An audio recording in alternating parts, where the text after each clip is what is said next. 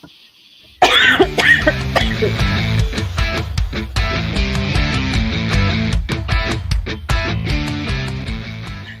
hello, hello. I'm so excited to be here again. Happy post-Thanksgiving for all you U.S. people. Dahlia and Michelle, how are you both doing? Awesome. Yep. Alive. Happy, so happy to I'm be here. hanging on. I'm hanging. I like those honest answers. Welcome to Cut the Shit, Cue the Genius. So excited to be here with you all. My name is Liz King Caruso. Get to be here with Dahlia and Michelle. Not that often anymore. It's been so crazy, but I'm super excited to be back today and to talk about yet another good topic. But first, I want to say hi to all the geniuses who are watching on LinkedIn and YouTube and X. I keep wanting to say Twitter. Say Musk. Facebook, wherever you're watching. Playground now.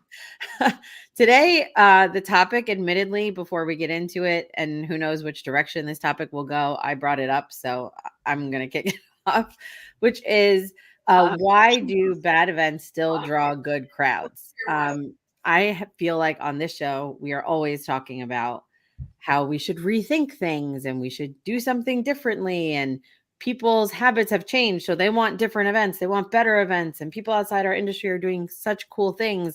Why are we not doing that? And yet, I mean, how many events have you guys been to where it looks exactly 1 million like 2010? I mean, everyone says 2019. I'm like, well, that looked like 2005, so it just looks the same. So I thought it would be good to dig in. We don't have a guest today, just the three of us and our geniuses to kind of dig into why the heck this is still happening. And, is it just the fact that our industry is so great? Events are just so amazing. They could be the shittiest events ever. As long as they happen, people will go. Or, as we preach, is there a need for innovation? I know what the two of you think, but where do you want to kick this off? Scrap it. Just scrap the whole damn thing.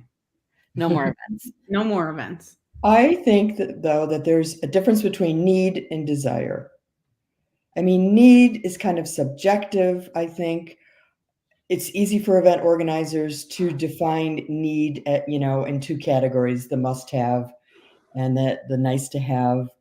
And often what we think should be like the must-have, they put in the nice-to-have category, and they don't think it's as crucial. So that's one thing. And it differs from desire because, like, if you really want something, if you're organizing an event, or even if you're an attendee of an event, if you really want it, I think you can manifest it and it can happen if you really put the energy out there. But I think a lot of organizers, either because of budget or lack of desire, or they're just near retirement, or mentally or actually, the habits of their audience keeps drawing people in, and they don't have to change, is preventing them from actually designing different and new events. I mean, I guess that's the first thing to dig into is that the case that attendees, they're just kind of in the habit of going to these events, and therefore there's not a huge need to change. I think that is a common thing in the industry, that people kind of feel like, well, those would be cool things to do, but I don't have any more time. Let's just not deal with that today. But I really believe that we are entering a new phase where people are going to demand better, and their behavior is changing. I think the behavior, I really think that's the biggest impact that the pandemic had, is that people's behavior changed dramatically. They got used to having a lot more control over what they do and how they do, and all of those kinds of things. And I think that behavior has shifted a lot faster and a lot farther than a lot of event organizers would want to believe. Even though post like 2021, 22, it looks very similar, but I wouldn't be surprised if in the next year or two, we start to see dramatic shifts in where people are spending their time and money. So we have a different epidemic, and let's really cut the shit here. Okay. Event profs live in their comfort zone, and they're isolated. And this has nothing to do with the P word, Liz, don't say the P word anymore. I know. You know, we're done with that shit. That is like, we're like almost 5 million years in. So what is it that attendee behavior and event participant behavior has always been shifting? I think now what you're looking at is the speed, and that is because of a lot of different factors. Mm-hmm. So we can't say that whatever stint that we went to, with no disrespect, I know it was hard on many. I also know that many exploited that chaos, and it was an opportunity. It was a launch pad for new ideas, a reset button, if you will. And what's going to happen, like you said, is there's going to be a reset button in evaluating really shitty shows. Everything from, what's the content like? You say plenary on a conference, I cringe right now because I know exactly what I'm going to be doing. I'm going to be sitting on the floor on the back of a big conference hall, trying to look up on a big ass screen that costs $250,000 to $500K. And I'm going to keep questioning myself. Why is the money up there and we're not doing something for the town or the city that we're in, or launching a new education program to bring new talent? Like, that is what's going to be on my mind, whoever you put on the stage. So we've come to a point where the evaluation of a conference goes beyond the content, the program, the naming, a trade show floor. And you're going to have to take a look at what are the social behaviors and what are the consumer behaviors that you are dealing with from an event participant perspective. Mm-hmm. We've always needed to evaluate that. People always kept saying, know your audience. Really? Do you know your audience? Do you care? Here's the thing, though. Don't you think that there are some industries where the audience is somewhat mature and they don't want change? They don't want to have to, now learn how to use a new mobile app or a chat bot or work AI or whatever that stuff. They just want to go. They want to be with their friends. They want to learn, They want to talk.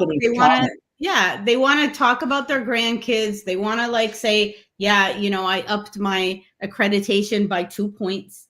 But then again, if that's an audience and if that's the type of event that they want, give it to them. Yeah.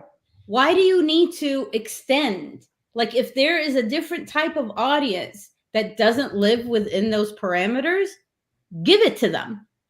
Except that that audience is gonna like retire and die.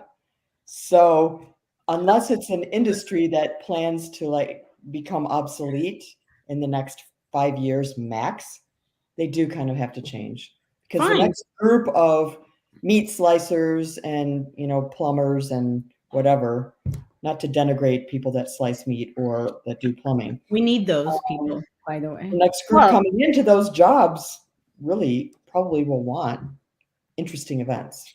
Absolutely. But this is the beauty of what we do. And I know I just posted something on LinkedIn and everybody's like, what? Why are we still talking about the P word or the C word? Like, honestly, we are the ninjas here. The only trick that we have been served is we just got to move faster and be more creative and like think really outside of the box. And if you can't do it on your own, Liz, you have to write shorter comments. But I know, I'm trying to read. It looks so good. Liz, are you agreeing with us, Liz Layton? Or are you commenting? Like talk and read at the but same the time. beauty of Liz is like she's always got something to say. Okay. Hey, Joan. I get it. So Joan, just if you missed, exactly. Joan, the P word is pandemic. The C word is COVID. We want to go past that. We want to move onwards. And so it's like the H word. We're not going to talk about the H word. I think right now the assessment has to be, What do your different audiences really, really, really need and want? And you work around that.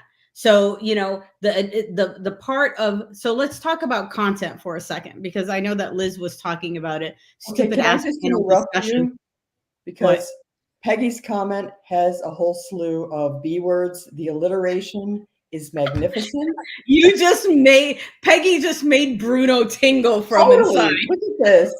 Big, brown, boring ballrooms and breakouts. Peggy, girl. I am in love with you You now. got me at big. Even more so.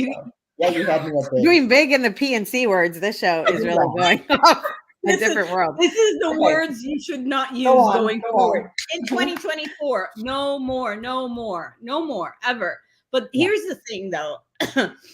I've been thinking about, like, why do bad events still draw good crowds? So let's back up for a second. The good crowds, while Bruno's still talking about the alliteration and it's giving her the goosebumps, the good crowds go to bad. Why do they still go to bad events?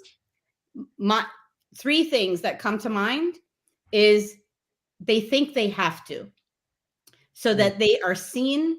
And for example, that their brand, especially exhibitors, right? Their brand is not considered dead, or that they are losing money or failing, etc. Second is good crowds might not have an option. They might have to still go to bad events because of accreditation, because of certification. And then good crowds sometimes have to go to bad events because they're looking for their next journey. So they just have to, like, suck it up, and they have to go, and it becomes like a job hunt, if you will. And the funny thing about it, especially in our industry, everybody knows everybody's looking for a new journey, but you never see that. You just haven't found the right new journey yet, Michelle. But what I'm saying is, I'm you on a new don't see journey that every many. day when I wake up. That is plenty for me. Anyway, go ahead. I hope that's a good comment. Are we like, is that a, okay. But the whole idea of if it's a job hunt, then why are conferences not really just giving the value adds that their attendees would need? Whether they turn it into job fair, whether they do the matchmaking, whether, like, why are we fearful to, like, just put aside some of the wants of the good crowds? I know this is long-winded, but that's my thing. Well, and to Michelle's earlier point about, aren't there some people who just don't want to learn new things? The truth is that even more mature audiences, as Michelle referred to them, the truth is that they probably for a very long time haven't been getting what they personally want from an experience standpoint. So when I say good events, I don't mean super teched out, like everything's, new and innovative, but really, to Dahlia's point, that it's serving the needs of the person who's coming. And so in terms of, like, I do think that people go for all the things that Dahlia just mentioned. And I see Joan's comment about habit requirements. Liz was saying, I think William was saying, that go just because they have to go. And I think the issue is that doesn't mean it was ever enjoyable. It wasn't tailored to them. It wasn't personalized. It didn't take into consideration different learning modalities. Like, I think there's so much depth that we need to change about our events before we even talk about things like AI. Let's just get people in the room who feel like we understand why they're there, what they want, and how they want to receive it. And those, I think, are the three biggest challenges. And my question is, why do we just not talk about it? We don't change those things. There are really big leaders in this industry who talk about these topics all the time. And you go to the events and they all look the exact same. So I'm not asking for people to, like, have a new app every time and change that stuff is cool. But why is it the same big room that's very inaccessible? Like, I just went to a conference. You can't even get out of your seat. If I had to pee, too bad. They're way too close. You'd have to make the entire aisle stand up. Open the sardine can. Everyone come in, close it. But the capacities, you fit the capacity in the room. So it's like, sounds why dangerous. do people do this? Yeah, it's dangerous. It was dangerous. I was there with my They brother. can, And he they leaned can over hand and out like, pens as you walk in. Here, yeah, as I you guess. register, it's in your little bag of goodies when you register for the event. Here's your Depends. So, Can't leave the room. so do bad events continue to happen because those that are the decision makers or the idea igniters or the creators are not giving their stakeholders a chance to voice what they want? Mhm. Or is it they just want to blame, not blame, but point a finger of, oh, no, can't because of budget, can't because of venue, can't because of blah, blah, blah, all of that. And I don't hear a lot of events really tapping into their audiences to figure out how to make a bad event into a good or a great event. I want to address one comment that Liz made, that she prefers micro events. I think a lot of the reason why larger events don't change is because they perceive it being a budget item. It's like, if I add all these new features or I do all these things, it's just going to cost me more money. My question to Liz is, can you make money on micro events? Or is that not the point? Are we not in it to make money when we You're do a talking to Liz small Lathan, right? Liz Lathan? But But I it would say, of means, course, you can make money on micro events, and most of the smaller Good. events charge a lot more Yes. for tickets because they're a lot more personalized and they're a lot Yes. more specific to what people are looking for. But to her point earlier, the comments are so good. I keep getting lost in them. But to her point earlier, Like, wait, what happened here? she was saying that that and it basically, depends. yeah, I know the branded Depends threw me off. Now I'm like, where the heck did her comment go? But about the smaller events, they're a lot harder to get people's attention. Like, it's one thing to say stake in the ground, this conference is happening in this city in 2024 and this city in 2025, but the smaller things that are popping up are so much more innovative.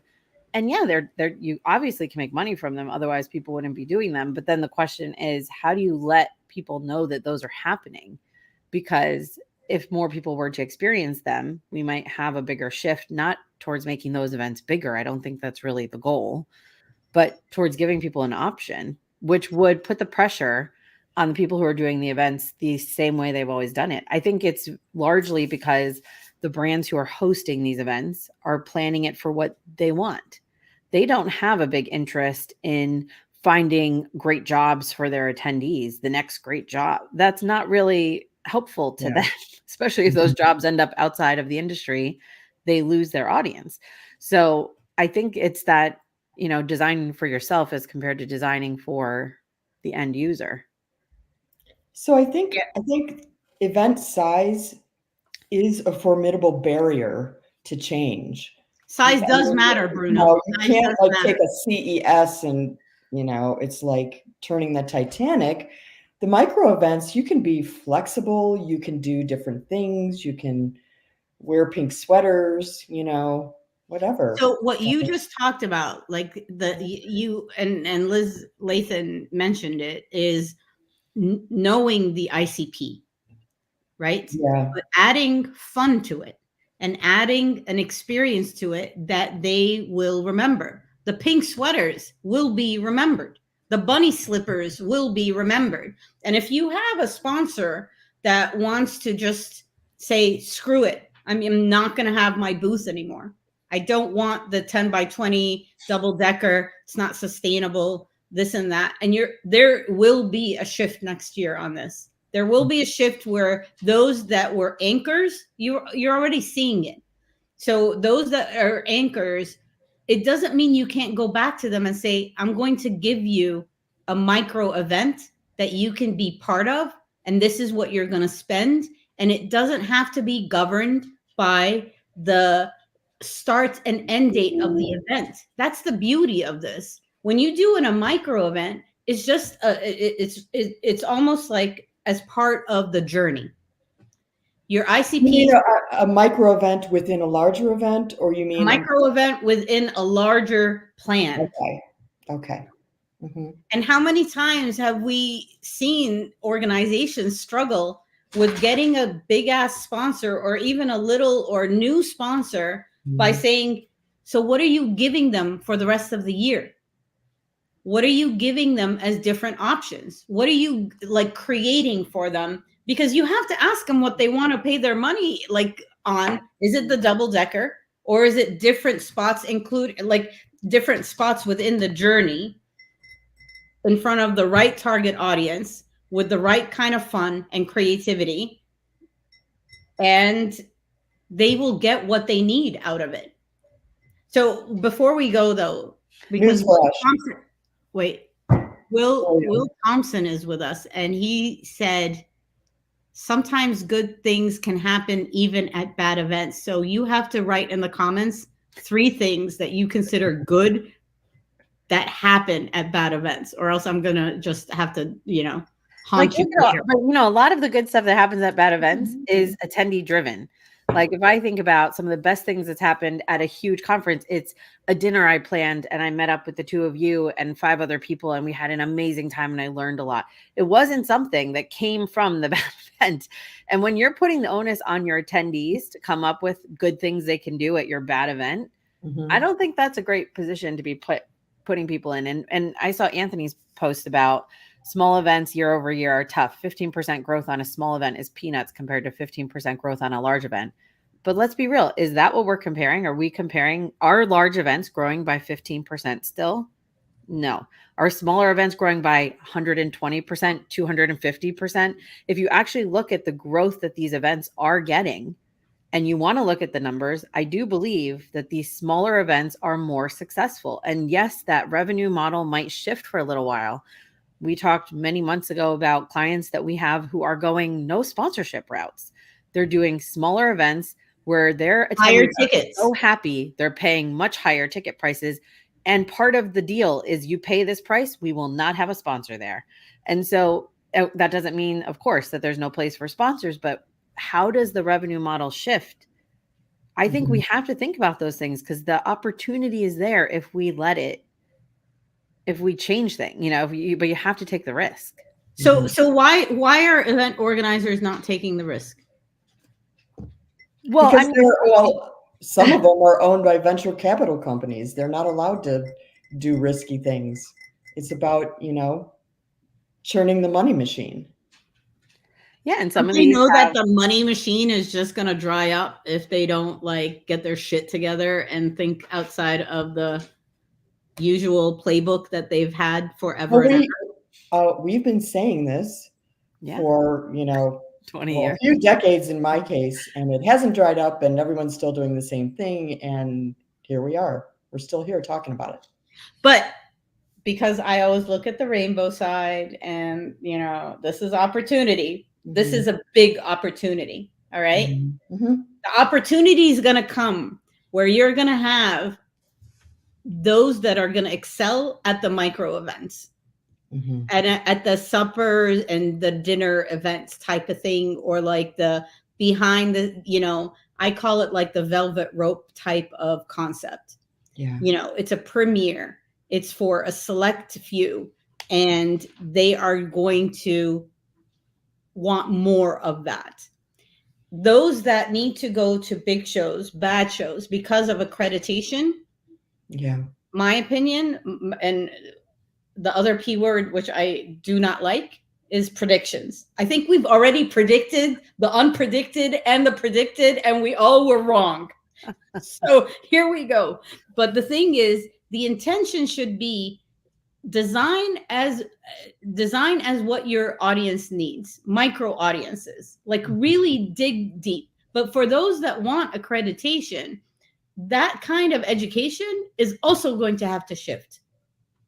Those workshops that are fugly 350 slide PowerPoints, and you're stuck in a workshop almost falling asleep playing Candy Crush just so that you can leave with a certification of attendance, is going to have to shift. We actually see it right now on the education side, what Scott Galloway is doing with sprints, what you see with Augment.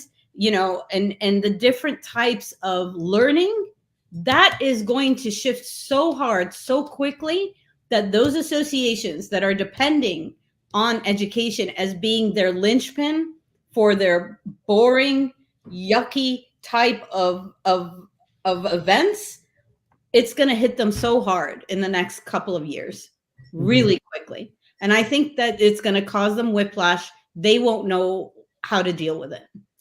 But first of all, fugly is one of my favorite words, so I'm glad. I know. But also, Oh no, another Dahlia-ism is automagically.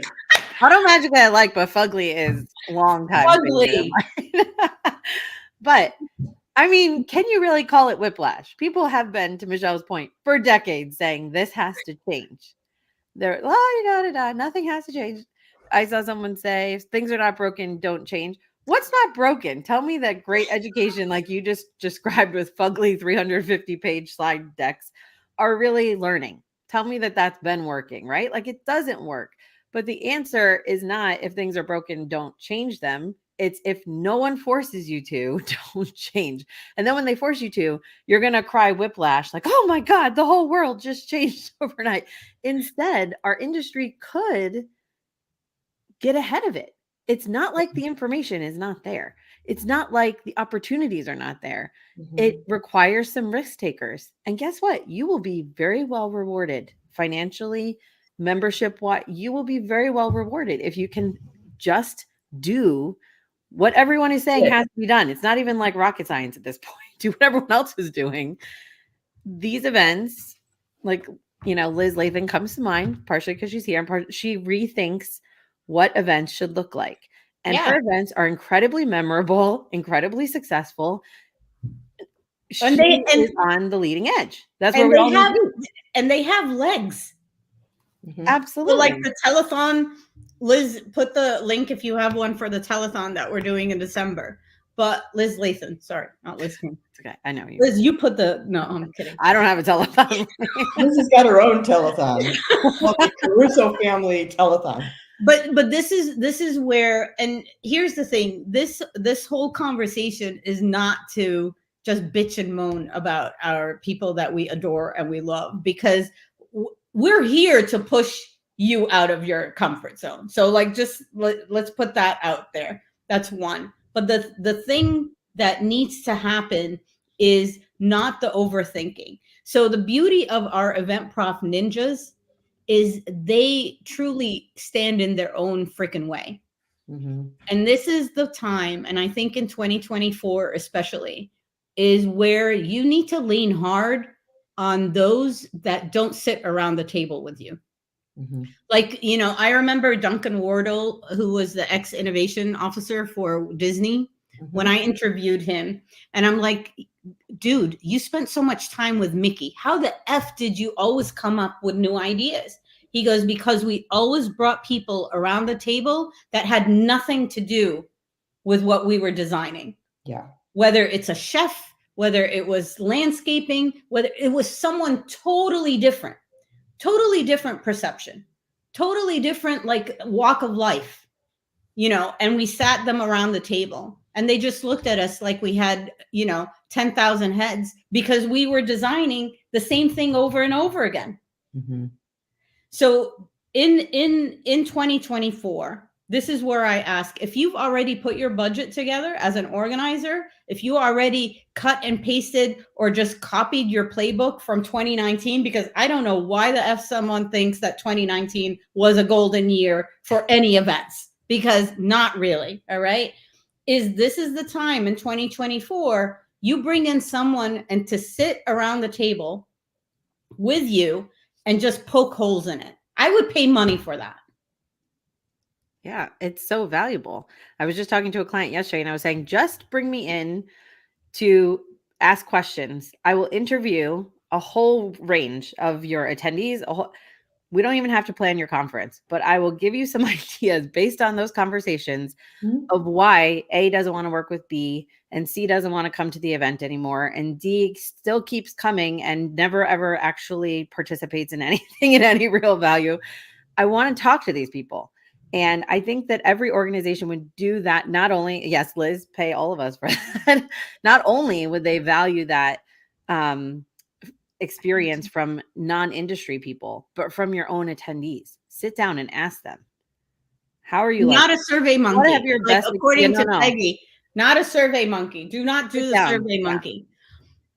And I bet you would find that a lot of those good experiences are their own actions. They're attendee driven. And how could you be serving that stuff yourself? Give it to them on your side, on the organizer side. So I think this adds new meaning to the term postmortem. If your attendee was DOA, or your event was dead on arrival, having a postmortem isn't going to do a whole lot of good because he's dead. But maybe the postmortems, as we used to call them, is that still a thing, Liz? I don't know. Yeah. Should be the opportunity to say, okay, we know everything we did, we know how it turned out. What can we do that will be absolutely different the next year? Let's not just talk about the past. Let's talk about.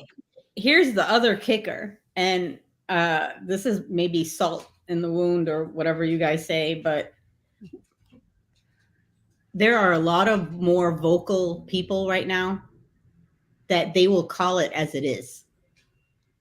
They will go to an event, they will get on social media, they will get into their circles, and they will say, not worth it. Don't go. Yeah. Because it's the same old, same old. William just came back from IBTM. He's like, it's the same as 2010. Yeah. So then what? You know what's going to happen? And I know, Thompson, but like there will be people that would say, hey, guess what? Maybe we should do a spinoff. You want to just go to Barcelona and we meet up there, rent a big house, Airbnb it, whatever. And we turn that into a supper dinner and we call Liz Lathan. She calls in her posse. We call in Bruno. We call in Liz. And guess what? You just got hijacked big time. And someone else is going to do it smaller and it's going to be more powerful. And whose fault is it? So I guess we just made an event right now, just saying, in Barcelona. Yeah, every week. Can we find all the events? We have one attendee. Sean is at the event. Sean is there. It's 5 of us now. Anyway, this was a great conversation. It's Thank always you for fun. this topic, Liz. Thanks for, indulging me in talking about this topic. I wasn't sure. They're like, what are we talking about? I'm like, oh, this could go anywhere. Who knows where it's going to go? But as usual, Liz and Peggy and Anthony and all these great people, Sean, everyone is in the chat giving such great feedback. So thank you guys for joining every week and sharing your thoughts. It's a lot more about what the three of us think. It's really nice to hear that there are other people in the industry with great ideas, which we already know, but it's nice to share those publicly with other people who are watching. We know there's a lot of you who watch who never comment, which is totally cool. You listen afterwards or whatever. So we're glad. We see them at events. Yeah, exactly. It's really fun. Nice. So thank you, ladies. What are we talking about next week? Does anyone know? Well, Dahlia and I will be at Expo. Yes, that's right. So we've got to figure out how to report on that for those of you that will not be there. So we also want to have that December. Thank you, Donna. We want to have that December is focusing on technology. So the conversations for the month of December, and we know that, like, for example, the Europeans are probably going to be gone the whole entire month. So, but it has never deterred us. Never. We want the conversations to be about technology, not necessarily event technology, but technology in the matter of solutions that we see or intentions that our audience might have for 2024 and beyond. I also want to remind everybody that we do have a podcast now. So Viv, if you can share that link, that would be fantastic. And if you want to be a guest on the Shit Show, you are more than welcome to join us crazies, and would love to have you. So ping us. We live on LinkedIn, and there's no reason why you can't listen to us on your mobile device anywhere you are with mom and dad. sitting around the Christmas table. Might be a bleep, bleep, Anywhere. bleep. We can be But- there. Yeah, absolutely. So I think we do have an event happening in Barcelona in 2024. So just if we have tapas from Thompson and we have one attendee and then it's the rest of us, I think that's a winner. I'm in. Yeah, I'm in. All right. Thank Thank you. you. Thank you, everyone. Everyone. Dancing.